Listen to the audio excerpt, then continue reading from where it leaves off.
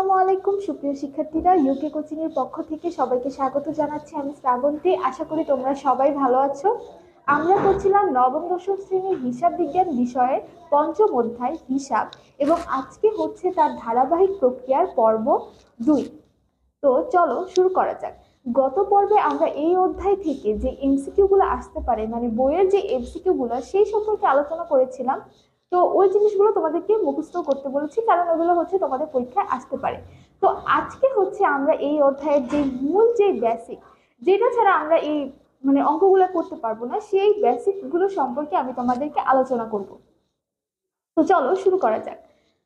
তো দেখো, যেহেতু অধ্যায়টার নাম হিসাব, তার মানে আমাদের এই অধ্যায়ের সব কাজই হচ্ছে হিসাব নিয়ে। যারা দুতরফা দাখিলা পদ্ধতি করেছিলে তারা ওই অধ্যায়ে দেখেছিলে যে হিসাব হচ্ছে 5 প্রকার: সম্পদ, আয়, দায়, মালিকানা সত্ত্ব। এই 5টা হচ্ছে আমার কি হিসাব। আর যারা জানো না তারাও জেনে নাও যে হিসাব হচ্ছে 5 প্রকার: সম্পদ, আয়, দায়, ব্যয়, মালিকানা সত্ত্ব। ঠিক আছে? তো এখন দেখো, এখন আমরা হিসাব তো জানলাম হিসাব কয় প্রকার। এখন এই হিসাবের প্রত্যেকটার ব্যাখ্যা হচ্ছে আমরা এখন শিখবো, যাতে আমরা খুব সহজেই চিহ্নিত করতে পারি যে কোনটা আমার ব্যবসায়ের সম্পদ, কোনটা আমার ব্যবসায়ের দায়, এবং কোনটা আমার ব্যবসায়ের আয়, দায়, মালিকানা সত্ত্ব, এরকম ভাবে। ঠিক আছে? তো চলো শুরু করা যাক। দেখো, প্রথমে আছে হচ্ছে সম্পদ, যা ব্যবসায়ের মালিকানাধীন থাকে ও লাভ করতে সাহায্য করে, সেটা হচ্ছে আমার ব্যবসায়ের সম্পদ। তাছাড়াও যেটা আমি ভবিষ্যতে পাবো, ঠিক আছে, সেটাও কিন্তু আমার জন্য কি সম্পদ। ঠিক আছে? এখন আমরা যদি উদাহরণে যাই, নগদ টাকা, ব্যাংক জমা, আসবাবপত্র, যন্ত্রপাতি ইত্যাদি কি আমার জন্য কি সম্পদ। এখন এটা তো হচ্ছে একটু কঠিন করে বলা আছে। আমি যদি একটু সহজ করে বলি, সেটা হচ্ছে তুমি তো সবসময় তোমার ব্যবসার হিসাব করবা, কারণ আমি আগেই বলেছি যে যখন আমি অ্যাকাউন্টিং এর ম্যাথ করব, তখন ব্যবসা আর মালিক আলাদা, আর আমি সবসময় কি করব, আমার ব্যবসার হিসাব করব। তো ব্যবসায় যতগুলো ঘটনা থাকবে, সেই সবগুলো ঘটনাকে ধরে নিতে হবে যে কি আমার ব্যবসা। তুমি যখন ম্যাথ করবা, তখন তুমি নিজেকে মনে করবা তুমি হচ্ছে ব্যবসায়ী, এবং ওই ঘটনাগুলো হচ্ছে তোমার ব্যবসার ঘটনা। ঠিক আছে? তো যেটা আমার মালিকানাধীন থাকবে, মানে আমার ব্যবসায় মালিকানাধীন থাকবে, ওইটাই হচ্ছে কি আমার জন্য সম্পদ হবে। বা ভবিষ্যতে আমি কোথাও থেকে টাকা পাবো, এই টাইপের যদি কোনো কথা আসে, তখন ওইটা কি হবে, আমার জন্য কি হবে, সম্পদ হবে। ঠিক আছে? যেমন উদাহরণে বলা আছে নগদ টাকা। নগদ টাকাটা কিন্তু একটা ব্যবসার জন্য অনেক বড় একটা সম্পদ। কারণ দেখো, তুমি যে কোনো কাজই করতে যাও, আমি ব্যবসা যদি বাদও দেই, আমি যদি পরিবারের কথা বলি বা অন্যান্য প্রতিষ্ঠানের কথা বলি, নগদ টাকা ছাড়া কি কারো কোনো কাজ করা চলবে? কারণ নগদ টাকা হচ্ছে একটা ব্যবসার বা যে কোনো জায়গার একটা বড় ধরনের সম্পদ হচ্ছে কি নগদ টাকা। তো এখন দেখো, এই ব্যবসায় যে নগদ টাকা, এটা আমরা যে কোনো সময় যখন খুশি ইউজ করতে পারি, এবং যখন খুশি কি করতে পারি, জমা করতে পারি। এই নগদ টাকাটা আমি, ধরো আমার কোনো একটা কাজের দরকার, ঠিক আছে, তো আমি সাথে সাথে নগদ টাকা নিয়ে ওই কাজে লাগাতে পারবো। কারণ ঋণ পরিশোধ করা দরকার, আমি নগদ টাকা নিয়ে তার ঋণ পরিশোধ করে দিতে পারবো। কিছু কেনা দরকার, আমি ওই নগদ টাকা নিয়ে কিনতে পারবো। যখন খুশি তখন আমি এই নগদ টাকাটাকেই কাজে লাগাতে পারবো। তাহলে এই নগদ টাকাটা যদি আমার কাছে থাকে, আমার মালিকানাধীন থাকে, তাহলে এটা আমার জন্য কি অনেক বড় একটা সম্পদ না? এর জন্য নগদ টাকাকে বলা হয় সম্পদ। এরপরে দেখো, এরপরে দেখো যে আছে হচ্ছে ব্যাংক জমা।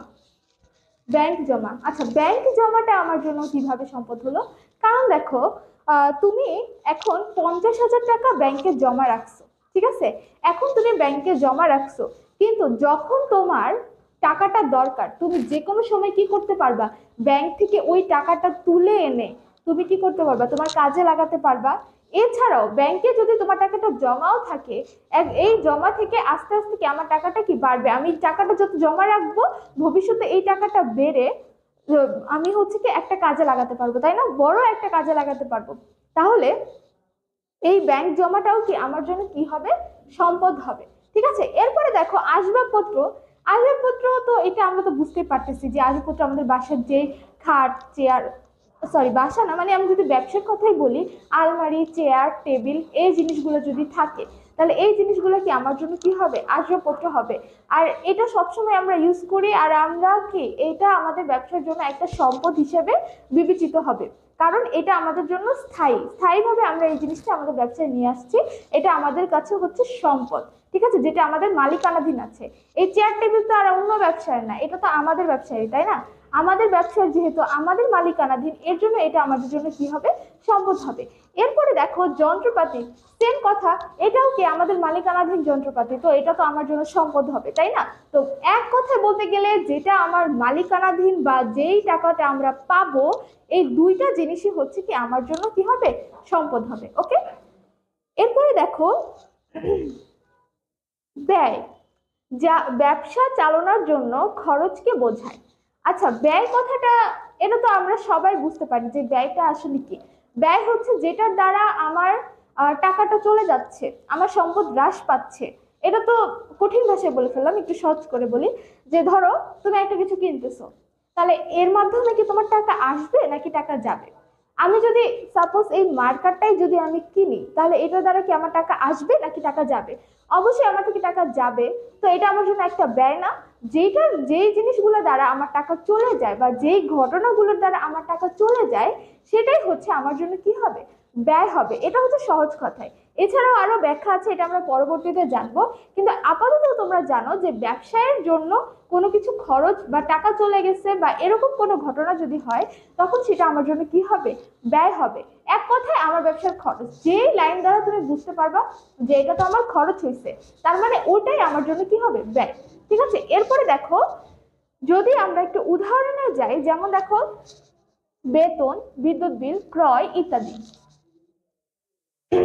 আচ্ছা, এখন বেতন হচ্ছে আমার জন্য ব্যয়। কেন? কারণ আমি যদি একটা বড় ব্যবসা পরিচালনা করি, তাহলে আমাকে কি করতে হবে, কর্মচারী রাখতে হবে এবং কর্মচারীকে মাসে মাসে বেতন প্রদান করতে হবে। তাহলে এই যে যে আমি মাসে মাসে বেতন প্রদান করতেছি, এটা আমার জন্য একটা ব্যয় না? আহ, দেখো তুমি বলতে পারো যে কর্মচারী কিন্তু আমার কাজ করে দিতেছে, তো আমার এটা ব্যয় কিভাবে হলো? কর্মচারী কাজ করতেছে ওটা পরের কথা, কিন্তু শুধুমাত্র এই বেতন কথাটা দ্বারা তোমার কি বুঝাচ্ছে, বেতন কথাটা দ্বারা তোমার বুঝাচ্ছে এটা তোমার জন্য ব্যয়। এখন স্টুডেন্টরা আরেকটা কোশ্চেন করতে পারে, সেটা হচ্ছে যে বেতন তো আমি পেতেও পারি, তাহলে বেতন আমার ব্যয় কিভাবে? কারণ এখানে তো বলা নাই যে বেতন পাইছি নাকি বেতন দিছি, তাহলে এটা আমার জন্য কিভাবে ব্যয় হলো? আমি কিভাবে শিওর ভাবে বললাম যে এটা আমার জন্য ব্যয়? বেতন তো আমি পাইতেই পারি। এটার ব্যাখ্যা যদি তুমি জানতে চাও, তাহলে যদি আমি বলি যে বেতন তোমার ব্যবসা, আমি আগে বলছিলাম যে ব্যবসাটা কিন্তু তোমার, তাই না? তো তোমার ব্যবসায় তোমাকে কে বেতন দিবে? কথাটা কি তাই না, যে তোমারই তো ব্যবসা। আমি বলছি যে যখন আমি ব্যবসা করব, মানে যখন আমি অঙ্কগুলো করব, ওই ঘটনাগুলোকে আমি আমার নিজের ব্যবসার প্রতিষ্ঠানের ঘটনাগুলো হিসেবে কি করব, চিহ্নিত করব, মানে ভাববো যে ওটা আমার ব্যবসার ঘটনা। এখন যদি ওটা আমার ব্যবসায়েরই হয়, তাহলে ওখানে যদি আমার বেতন লেখা থাকে, তাহলে বেতনটা কি আমি পাচ্ছি? আমার ব্যবসায় আমাকে কি বেতন দিবে? আমার ব্যবসায় তো আমি কর্মচারীকে বেতন দিব, তাই না? তো এর জন্য বেতনটা আমার কি হবে, বেতনটা হবে হচ্ছে আমার জন্য খরচ। ঠিক আছে, এরপরে দেখো বিদ্যুৎ বিল। তো নর্মালি তোমার ব্যবসায়িক প্রতিষ্ঠানে অবশ্যই হচ্ছে বিদ্যুতের ব্যবহার হবে।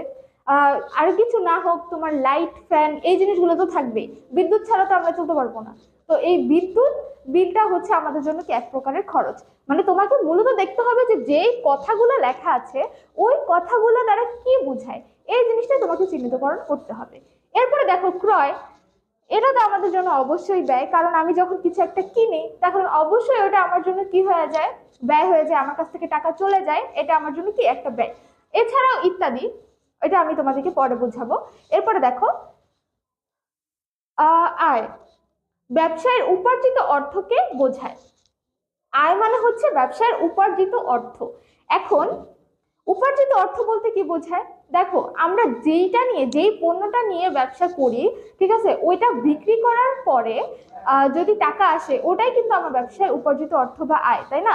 তো ব্যবসায় টাকা আসা মানে কিন্তু আমার জন্য আয়, আর ব্যবসায় টাকা যাওয়া মানে ওটা আমার জন্য কি, ব্যয়। ঠিক আছে, তো আয় মানে কি, আমার ব্যবসায় টাকা আসবে, যে কোনো ভাবে টাকা আসতে পারে, কিন্তু ব্যবসায়ের মূল যেই টাকা আসার উৎস, সেটা হচ্ছে পণ্য বিক্রি করে টাকা আসা, বা তুমি যদি একটা সেবা প্রতিষ্ঠান খোলো, তাহলে সেবা দিয়ে যে টাকা সেটা মানে যার যেই টাকা আসার সোর্স। যেমন তুমি যদি একটা সবজির ব্যবসা করো, আলু পেঁয়াজ এগুলোর ব্যবসা করো, সরি সবজি, মানে হচ্ছে টমেটো, গাজর এই টাইপের এগুলা ব্যবসা করো, তো তখন এইগুলা বিক্রি করেই হচ্ছে তুমি কি করবা, আহ, তোমার টাকা আসবে, তাই না? এগুলো বিক্রি করলে কি তোমার টাকাটা আসতেছে, এটাই হচ্ছে তোমার টাকা আসার উৎস। আর তুমি যদি একজন ডক্টর হও বা তুমি যদি একজন টিচার হও, তখন তোমার টাকাটা কিভাবে আসবে? তখন তো তুমি কোনো কিছু বিক্রি করতেছো না। তখন একজন টিচার কি করে, একজন টিচার হচ্ছে সেবা দেয়, মানে শিক্ষার্থীদেরকে হচ্ছে শিক্ষা প্রদান করে, এরপর ওখান থেকে তার কি হয়, আয় হয়। আবার একজন ডাক্তার রোগীদেরকে সেবা প্রদান করে এবং সেখান থেকে তাদের কি হয়, আয় হয়, তাই না? তাহলে ব্যবসা আর সেবা দুইটা কিন্তু আলাদা জিনিস, এটা আমরা পরে বুঝবো।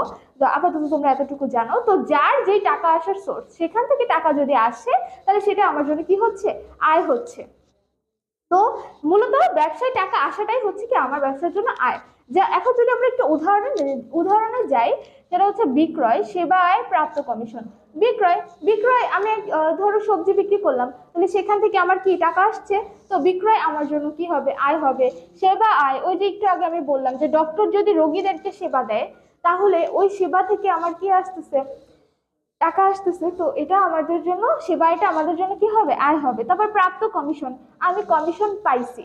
কমিশন কিন্তু দুই ধরনের, কমিশন দিতেও হতে পারে, মানে পাইতেও পারি, কমিশন দুইটা জিনিস।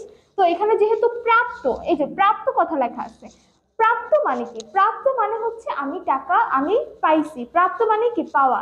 তো প্রাপ্ত কমিশন হচ্ছে আমার জন্য কি হবে, আয় হবে। ইত্যাদি আরো আছে, যেটা আমরা পরবর্তীতে যখন ম্যাথ করব তখন জানবো। এরপরে দেখো, পরেরটা আছে হচ্ছে দায়, যা ব্যবসায়ীকে ভবিষ্যতে অবশ্যই পরিশোধ করতে হবে। এইটা কিন্তু খুবই মজার, যা ব্যবসায়ীকে ভবিষ্যতে অবশ্যই পরিশোধ করতে হবে। দেখো, তোমার যদি একটা ব্যবসা প্রতিষ্ঠান না হয়, তোমার যদি নর্মালি তোমার কোনো ফ্রেন্ডের থেকে টাকা ধার নাও, তোমাকে অবশ্যই কি করতে হবে, এটা পরিশোধ করতে হবে না? এখন তোমার মনে যদি দুষ্টামি থাকে যে আমি পরিশোধ করবো না, সেটা আলাদা বিষয়। কিন্তু কারো থেকে টাকা ধার নেওয়া বা কারো থেকে কিছু নেওয়া, ধার, সেই ধারটা কিন্তু আমাকে অবশ্যই পরিশোধ করতে হবে, তাই না? তাহলে এটা কিন্তু সবার জন্যই কিন্তু একটা দায়। তাহলে এই দায়ের সংজ্ঞাটা কি হলো, যে যেটা আমাকে ভবিষ্যতে অবশ্যই পরিশোধ করতে হবে, সেটা হচ্ছে আমার জন্য কি হবে, দায় হবে। ঠিক আছে, কারণ আমার মাথার মধ্যে একটা চাপ আছে যে আমাকে ওটা পরিশোধ করতে হবে, আমাকে ওটা দিতে হবে, তাহলে এটা আমার জন্য দায় হবে, তাই না? এটা কিন্তু খুব সহজ। তাহলে এখন উদাহরণে যদি যাই, ঋণ, পাওনাদার ইত্যাদি। আচ্ছা, ঋণ, তো তুমি যখন কারো থেকে ঋণ নিবা, তখন তোমাকে কি করতে হবে, তোমাকে অবশ্যই টাকাটা পরিশোধ করতে হবে।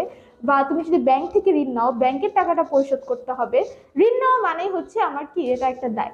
এরপরে পাওনাদার, পাওনাদার হচ্ছে, তো আমি তোমাদেরকে বলেছিলাম যে আমি যখন কোনো বাকিতে কোনো কিছু কিনবো, ধরো তুমি এখন দোকানে যে বাকিতে মুরগি কিনলা, ঠিক আছে, তো এই মুরগিটা বাকিতে কিন্তু ভবিষ্যতে তোমাকে কি করতে হবে, টাকাটা দিতে হবে না?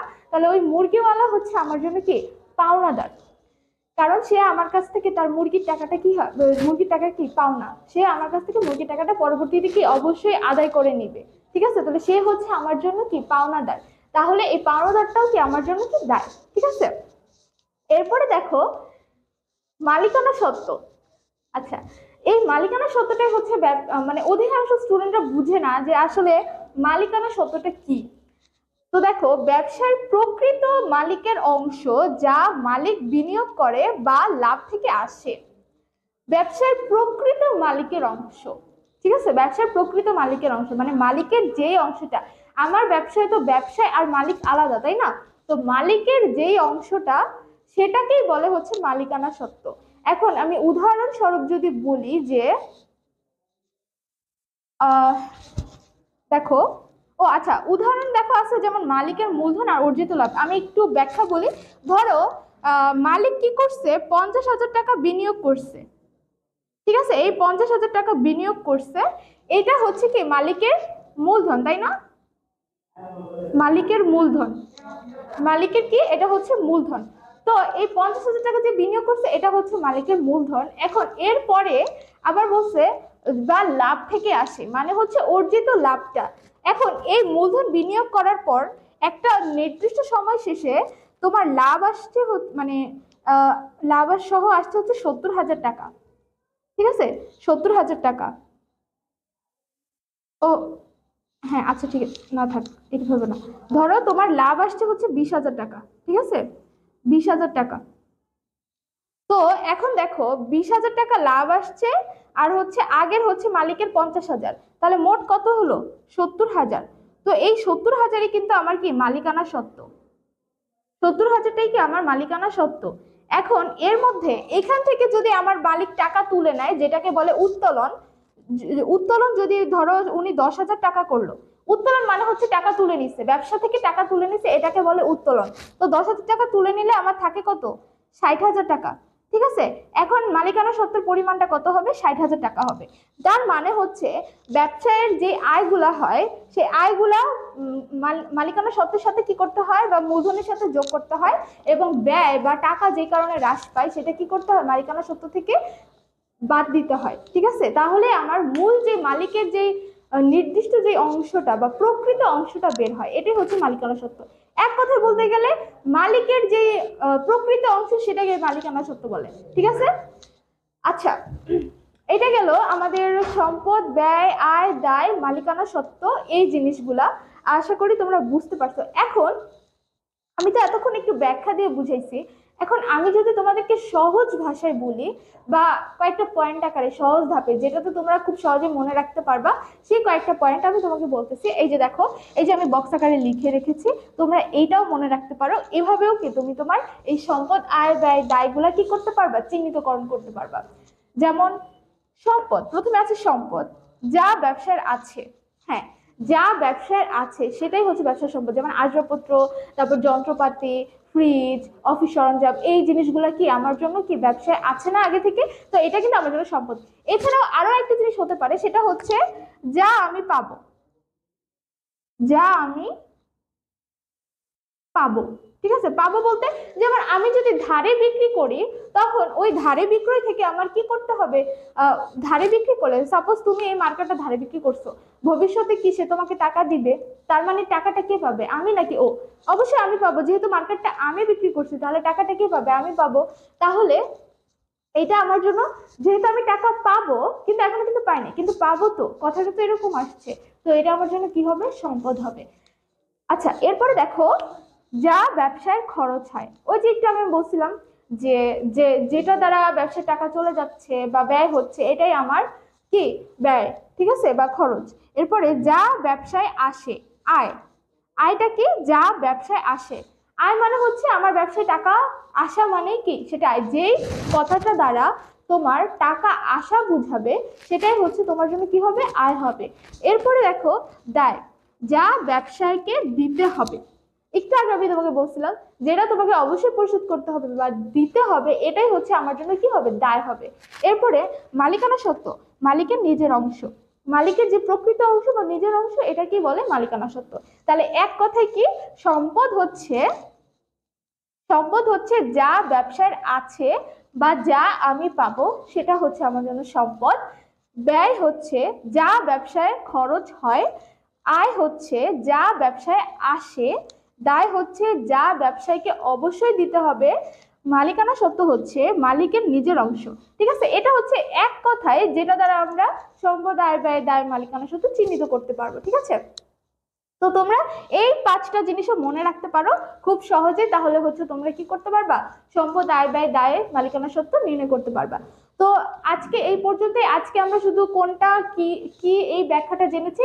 ইনশাল্লাহ ভবিষ্যতে যে ক্লাসটা করব, সেটা হচ্ছে আমরা একটি সৃজনশীলের মাধ্যমে এই সম্পদ, আয়, ব্যয়, দায়, মালিকানা সত্ত্ব চিহ্নিতকরণ শিখবো। তো সেই পর্যন্ত তোমরা ভালো থাকো, সুস্থ থাকো। আল্লাহ হাফেজ।